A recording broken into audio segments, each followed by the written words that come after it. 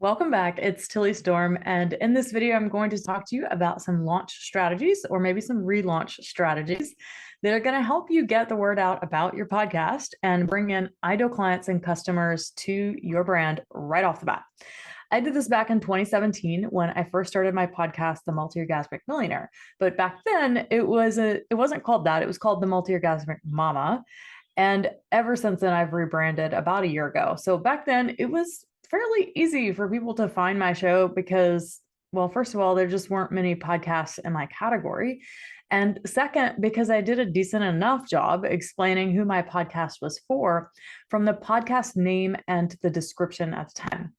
So you can have the most epic content ever, but if no one is listening, then it's not going to matter. You could have the most biggest name guest, you could have the most inspiring stories, but if no one's listening, then you're not using your podcast to actually grow your customer base. So let's get started with some strategies to help you launch your podcast or relaunch your podcast with a bang and get the word out to your ideal customers and clients so you can start making bank ASAP. So strategy number one is to create a launch plan with a professional. While most small businesses out there, you're not going to go out there and hire a launch strategist, such as our company, Starseed Productions, for professional podcast and launch help. Most of you are going to start podcasting on your own. You're going to DIY it, and there's nothing wrong with that. So many people do that. And you're also going to probably notice that many of those people who DIY it will stop podcasting before they hit episode 20. Why? Because if you don't launch with a lot of hype and get the word out to the right people and start making money right away, the only people listening to your podcast will likely be your friends and family who aren't interested in buying any of your products and services, and you're going to get really discouraged.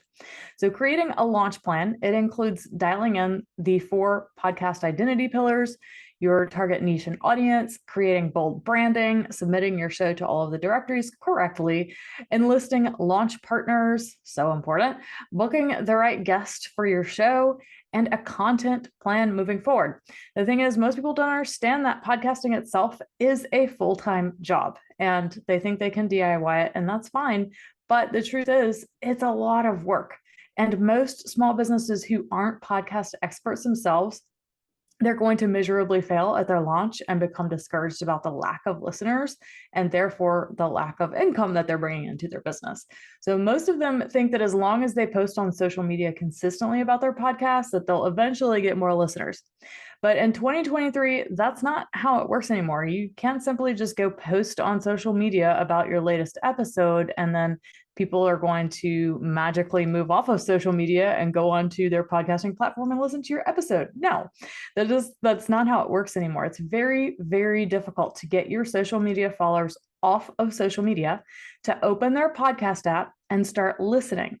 Yet every small business thinks this is the way to gain more listeners. 2 words. It's not. Stop trying to grow your following just by posting reels and clips from your episode.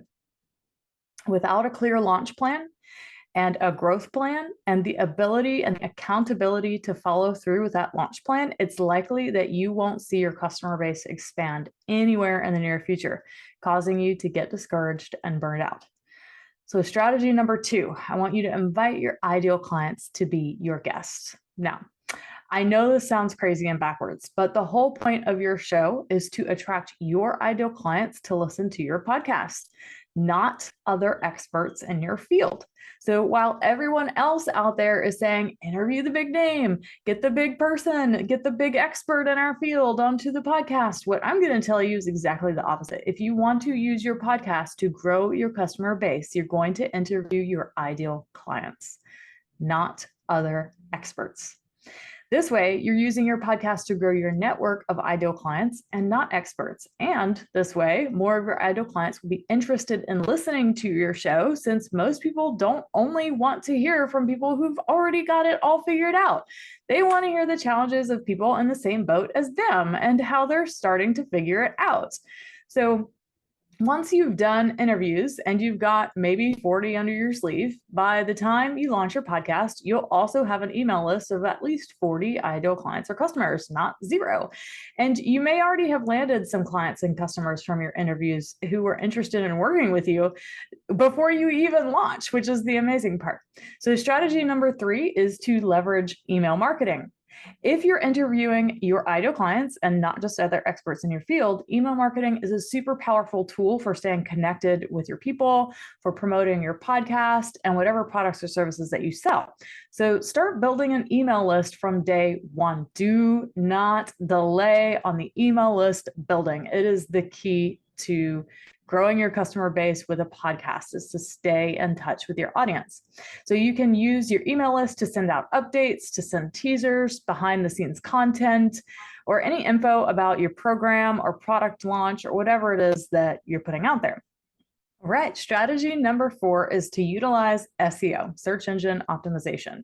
So if you don't already have a podcast blog, then you need to get one. This is because if you do it right from the beginning, you can optimize your podcast blog post for SEO and start getting free traffic to your podcast blog, your website, that will get you new listeners and therefore help you make more sales. So for each blog post, you're going to want to use relevant keywords, meta descriptions, and header tags. I know there's a lot to SEO out there. That's a complete topic in and of itself, but the sooner that you get started on your podcast blog, the better. So this is going to help your content rank higher in the search results and the search engines and make it easier for people to find your show.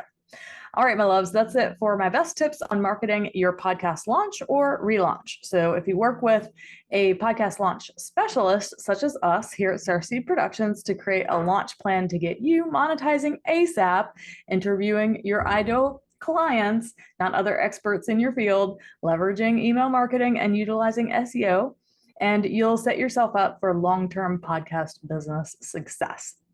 So to get in touch with us, you can simply head to the link below the video. You can book a call and see how we might be able to support you with your launch or with your relaunch. Thanks so much.